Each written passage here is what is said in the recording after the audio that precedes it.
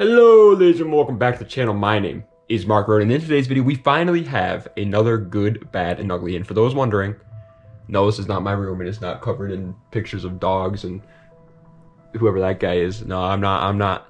This is my little sister's room. I had to come up here. We got people all over throughout the house. It's loud. It's like a friggin' Banshees are going around. But today is the good, the bad, and the ugly on the Nissan 350z. Now, the way that these videos work is first I go over just like basic things you need to know about the car, things like the engine, things like the drivetrain, things like its reliability, its gas mileage. It's just basic things about the car. And then I go over the community and what the community does with it. So things like drifting, street racing, whatever, you know, what people do when they build the car. And then I go into the good, the bad, and the ugly. And the way those are is pretty much the good are just things that are great about the car, and you can't deny that they're good things about the car. They're selling points on the car. The bad aren't actually bad. I want to make that very clear. People always get that so confused. The bad is kind of just like the middle ground, you know? It's just a fun way of putting good, bad, and ugly. That's why I use good, bad, and ugly. It's just a fun way of doing it. But the bad are just things that are like, they could be a problem, they could not be a problem. It's kind of up to you and what you're looking for. And then the ugly are things that are just genuine problems that everybody's going to experience and everybody's going to have to deal with. Without further ado, just right into the video. So like I said in the intro, first up is the just kind of like, I guess you could say, history about it. So first up is the years made and the generation. This car was made from years 2003 to 2008, and it is the only generation of the 350Z, but for anybody overseas, this is called the Fairlady Z, so it's technically the fourth generation of the Fairlady Z. It's the fourth Z chassis Nissan, if that makes any sense. The trim levels, there's a lot of them, this is where we go over the engines as well, so pay attention. They are the base, the Enthusiast, the Touring, Grand Touring, and the Nismo, all in ascending order. Base is obviously the worst, Nismo is the best, and all of those came with a 3.5 liter V6 called the VQ35. However, the part that gets confusing is the actual VQ35 itself, because in 2003 to 2005, the engine was called the VQ35DE, and it made 287 horsepower, which is the smallest horsepower you can get from the car. Some people say it's the worst, but it's not necessarily the worst. It kind of depends on what you're going for there. Then from 2005 to 2007, it was called the VQ35DE Rev Up, which pretty much just added some revs to the motor. You could rev higher, which managed to make 300 horsepower. So a big jump up from the original DE, but still not as good as the last one, which was from 2007 to 2009, was the VQ35HR, which made 306 horsepower and was much better for handling boost due to dual intakes instead of single, and 80% of the internals were much stronger than the DE. So it really is the better motor if you're going for like boost and performance. The HR is better, but the DE is also not a bad one. It's just you got to kind of figure out like the perfect range for you. Next up is the body styles. The car was only offered as a coupe or a roadster. No like sedans, no hatch. Well, it technically is a hatchback, but none of that stuff. Drivetrains, it's rear-wheel drive only. It's not all-wheel drive, not front-wheel drive. Rear-wheel drive, buckaroo. Transmissions, automatic transmission, of course, and a 6-speed manual. One of the best 6-speed manuals out there, mind you. The CD009. People be putting CD009 in like 1,000 horsepower 2JZ GTEs. Like, it's an incredible transmission. Now, the earlier models did not have the CD. Hold on. Hair in my mouth. Earlier models did not have the CD009. Later models did. Price, however, for these cars are $5K to $10K. These are used cars. It really depends on the trim level, the mileage, whatever you're getting. But if you're going for like an average 350Z, I would say you're looking at spending anywhere from $5,000 to $10,000. I think like the really good point right now, that like, because realistically, if you're buying a 350Z, you're probably going to buy one with around like 80 to 100,000 miles, I would say. If you're buying one like that, a 6-speed manual coupe, you're probably spending, I would say, on average, $8K. I would say that's the very, very average point of these cars, but they can obviously go higher. Now, for the reliability and the gas mileage, however, they are very reliable cars for a sports car at least, and it has 18 miles per gallon city, 24 miles per gallon highway, which means 21 miles per gallon combined. Not awful, but definitely not good either. All right, partner, now we are into what does the community do with these bad boys? When they modify them, what do they do? Do they drift them? Well, we'll get into that. For drifting, they are very popular, as a matter of fact. Probably the most popular option of all the motorsports options. People, when they buy 350Zs, drift the crap out of them. Reason why is because they come with an LSD from factory. Limited slip differential from factory. They're rear-wheel drive. They got a manual transmission, along with the cheap modifications for it and a very reliable platform. It makes for a very good drift car right out of the gate. And even if you do get a base model, which does not come with the limited slip differential, you can always weld the diff, and then you have again, rear-wheel drive, manual transmission, pretty high horsepower car that's reliable. People drift these things like crazy. They're one of the best drift cars out there right now. They're incredible. For rally / off-road builds, however, definitely not seen very often, but since they are so popular, it has been done before, and it's not the most crazy thing to see a 350Z in like a rally tournament area, but it still definitely isn't the most popular option out there for you. There's a lot of better rally cars for the money you're spending. For street racing, obviously tons of people turn these into just some street racing cars, but they're not the most competitive for street racing. It's just, they're just not good. Their motors are just not good enough to handle power that high. And if you're racing dudes on the street, obviously it's not going to be as good as like drag racing guys, but it's going to be pretty competitive, and you're not going to have a good time. For track racing, it's not seen as much as it should, in my personal opinion. These cars are definitely heavier than what you would want for a track car, but they make good power, and they don't handle like they're a boat. I had one. They handle relatively nicely. They're heavy, yes, but they back it up, is the way I gotta put it. They have a good wheelbase. They have their rear-wheel drives. They have a manual transmission. They're good power to weight ratio. Good freaking center of mass. That's the word I was looking for. They're a really good track car, in my opinion, and I'm surprised more people don't take them to the track, if I'm being honest. And finally, for the stance / show cars, where people be doing all the hot boy stuff and then trying to get posted on good on style on Instagram. Obviously, they're very popular. The car looks good and it's cheap and easy to slam on the ground. What more do you want me to say?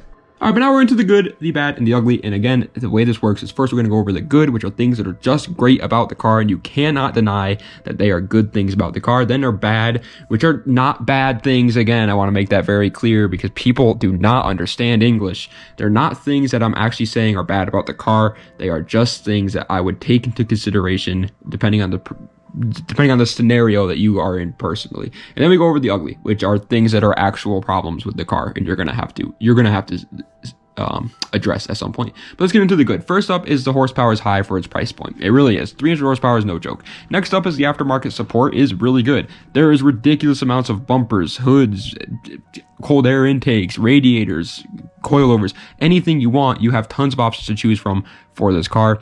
So that's obviously a pretty good thing. Next is they're cheap to buy. They're cheap to maintain. There's not really anything else I can say about that. O2 sensors were $80 for these cars when I had mine. I would rip O2 sensors off of it all the time, so I had to put O2 sensors in it. $80 is cheap. Brakes are cheap. Everything about the car is relatively cheap to maintain, and the car itself is cheap to buy. Next up is it is reliable for a sports car. Now, that is a kind of iffy area because they're not reliable if you compare it to something like a Camry.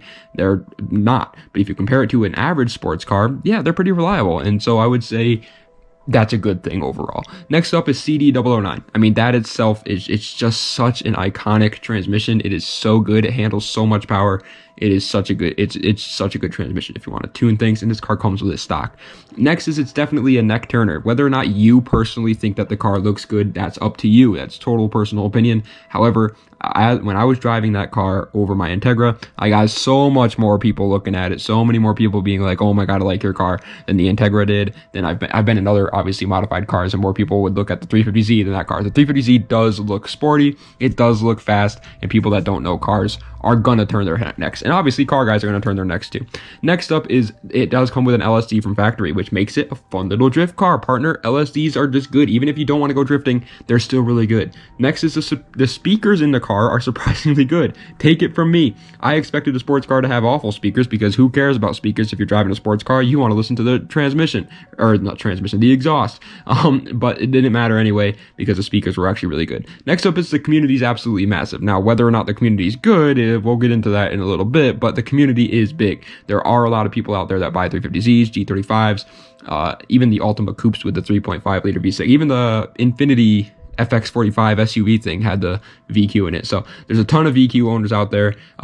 And you're not even just in the VQ community, but you're also in the Z community. So guys that own 300ZXs, 370ZXs, the new Nissan Zs are going to want to be your friend too. So you have tons of people to choose from. Yes, there's a lot of bad influences, bad eggs in the VQ world. A lot of them. A lot of people that are disappointments in this world have VQs. But you just got to find the nice ones, and they are out there. Next up is the car's only going to go up in price. If you're actually mentally challenged if you think that a 350Z is going to drop in price anytime soon. It's not. The car has reached its cheapest point at this point, and it's already starting to rise. It's only going to continue to go up. If you buy one of these in good condition and you keep it in good condition, you can make money off of it. And finally, for the good, is the car is actually a very good car for tall people. I'm 6'1", and I drove the 350Z, and I had tons of space. It feels like you are literally sitting in a rocket ship. It's got so much space in the 350Z for a tall person. Now, in terms of other space for other things, I don't know about that, but space for your head, yeah, there's a lot of space. But now we're getting into the bad, and again, I already explained it twice now, but I'm going to go over it real quick. These are not actually bad things. They're just things that you should take into consideration because it might affect you, it might not, okay? First up is I always do this for all the cars as the first bad thing. It's the exhaust. I totally let this be up to you guys. Whether or not you think it sounds good or bad is totally up to you, so here's a clip.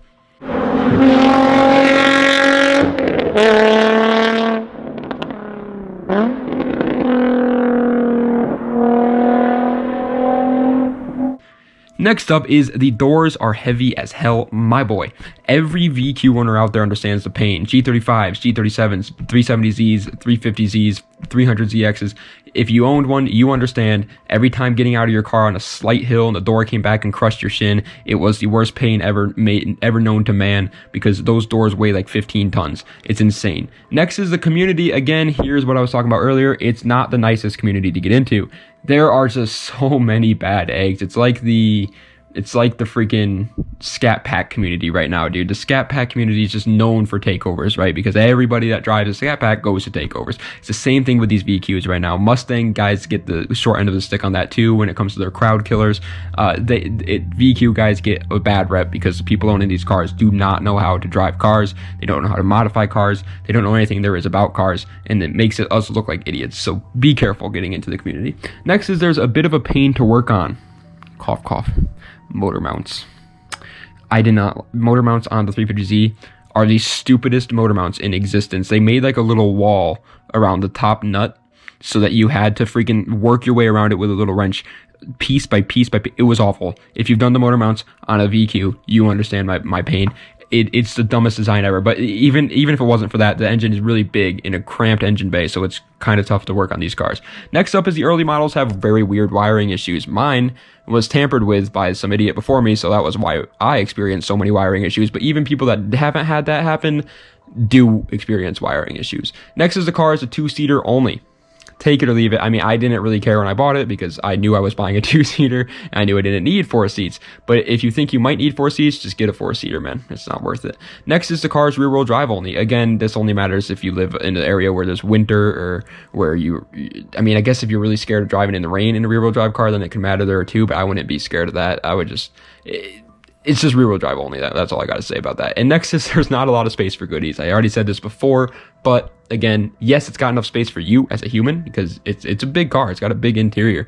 But in terms of the actual space for like putting your freaking fishing gear in there, yeah, nah, buddy. It's not gonna have the most space for that. Next is the car is a cop magnet. It's a sports car, man. Every sports car is, and this car is sporty. On top of that, they have a bad rep. Again, I mentioned this before. The community's bad, and so since the community's bad, cops know to keep their eye out for these things. Next is insurance is going to be high. Again, the community's high. The community's bad, so the insurance companies knows to keep their eye out for these things. People crash them like crazy, okay? They crash them an insane amount. They're not actually like, they're not like bad cars to drive. They're not like randomly, sporadically crashing. It's because the people that drive them don't know how to drive, but still, they crash a lot. Next is, it really does feel pretty heavy. The car weighs close to 4,000 pounds, and you can feel it when you're driving this car. It's definitely not a lightweight car whatsoever. It's a heavy boy. Next is buying them is incredibly sketchy. Every single freaking 350Z under the sun has some sketchy owner to buy it from. Be careful. And finally, for the bad is the visibility. The visibility on these cars, not the best. not the best. The rear window sucks. Your blind spots are like pretty much the entire spot. You can only see really in front of you. It's really tough to see out of these cars. Like I tinted my windows 5% all around, so I couldn't see like anything out of the side windows or the rear window, and it didn't even really change anything. It just felt like I was driving like normal because that's how bad the visibility was before. All right, but now we are into the ugly, and again, these are things that are just actual problems that you are going to have to deal with. First up is these boys drink oil like they're going out of style. It's insanely bad. I remember having to top up my oil at least once every 2 weeks. It really is that bad. It drinks oil like crazy. Next is the camshaft / crankshaft position sensor failure is super annoying. Okay, it happens quite often actually in these cars. They fail just all the time, and if you don't fix it, it can cause some serious problems. So yippee. Next up is the crash rate for these cars are insanely high. That's not to say they are unsafe. They actually have a very low death rate per 100,000 crashes because they actually were built very safely, but they crash a lot because, let's face it, the people buying these cars are not the most mature drivers, and say what you want, but the 350Z is a very fast, heavy, and rear-wheel drive car that you cannot drive around in like it's some Civic, but the owners don't know that, and so they crash them a lot. And so because of that, you're going to have some bad insurance companies coming at you. You yourself are going to have a hard time driving it. You're going to have a hard time getting it past your parents if you're young. It's just not the easiest car to like buy, if that makes any sense, because of its insanely high crash rate. And finally, for the ugly, there's only 4, so not that many, but all the throttle body issues that these cars have are insane. My car actually did already have the faulty wiring going on, but the map sensor also had a problem, which caused my throttle body to say no thank you, and I was in limp mode for months, even after the map sensor, even after the wiring, even after I fixed the wiring and fixed the map sensor, it would randomly just jump into limp mode sometimes because of the throttle body. This car's entire freaking like intake system is just weird. It's got some weird thing going on there, and so many people have so many problems, whether it's the map sensor, the intake tubing, the throttle body, the actual intake itself, the plenum spacer issue. As you all know, with 350Zs, they need a plenum spacer in order to freaking run right. It's so weird. There's so many weird little like intake issues. But final thoughts for the car here. What do I think you should buy one depending on the situation that you're in? Well, first of all, if you're a daily driver, are you trying to buy a daily driver? I don't think it's the best option out there. The interior is small, space is small, rear-wheel drive, high horsepower car is not good for bad conditions. It's a 2-seater. There's really no selling point on using this as a daily driver. The gas mileage isn't that good. Reliability, again, is fine for a sports car, but not good overall. So I would not recommend that. For a car guy daily driver, though, which yes, is different than a regular daily driver, it's not the worst option out there. But again, I do think the space may drive you a little bit insane. It's definitely not the best option out there. If you're a car guy looking for a daily driver, just get something obvious like a WRX, like an LS400, someone that still has space like a regular car does, but has a little bit of fun in it to be a daily driver too. Next up for this is a Sunday cruiser. Definitely not a bad option. Tons of older people do this all the time. They buy the Roadster 350Z and they take it out only on Sundays, especially since these cars are becoming more and more rare for a good condition model. It does make sense why you would want to take care of it and only take it out every Sunday. At the same time, though, they are cheap cars that are a lot of fun to just beat the crap out of, and they can take it. So I really don't know. Like, it hurts me to say that yes, you should just use it as a Sunday cruiser, but at the same time, it does make sense to use it as a Sunday cruiser. But finally is the race car / project car categories. If you're looking for a race car, if you're looking for a project car, I definitely think this is the best option out of the bunch. These cars can be insanely fun, insanely wild with the right mechanic building it and enough time and money. The engine bay has a lot of space in the front of it, not on the sides. God knows they don't have a lot of space on the sides, but the front of the engine has a decent amount of space, so engine swaps aren't too hard because it's a V6. So if you're swapping it with an inline 6, which most people do because 2J RB, if you're swapping it with an inline 6, my boy, you got a lot of space there for some fun activities. There's just so much fun things to do. People swap LSs into these cars all the time. I notice how I keep saying swap because the motor itself isn't actually the best for building up power or anything like that, but for swaps, this thing could be a fun car, boy, especially since it has all the components already. CD009 transmission, bang. LSD, bang. Rear-wheel drive, bang. 6-speed manual transmission, bang. Good looks, bang. It's just got everything. All you need is a new engine now. Well, ladies and gentlemen, that is the end of today's good, bad, and ugly on the Nissan 350Z. I hope you guys enjoyed. If you did, please be sure to like, comment, and subscribe to the channel for more content just like this. Most of you in tuned. Oh, I thought I had my... I literally just grabbed my glasses like they were there and like put them down because I was going to do like one of those. You know, I was going to do like one of those things. And they're not on my face. They're over here. if you guys are in tuned with the Mark Roden channel, then you know that I've already done a good, bad, and ugly on the 350Z. Well, we restarted like a year ago because I took a year-long break from doing good, bad, and uglies, and I was just like, you know what, we're just going to restart, do all cars again. We're just going to start from fresh, just start doing good, bad, and uglies all over again. So doing the good 350Z, do other cars that I've already done before. We're going to keep doing that. But anyway, let me know what other good, bad, and uglies you want to see in the comment section down below. Thank you so much for watching. Das Vidania, and have a nice night.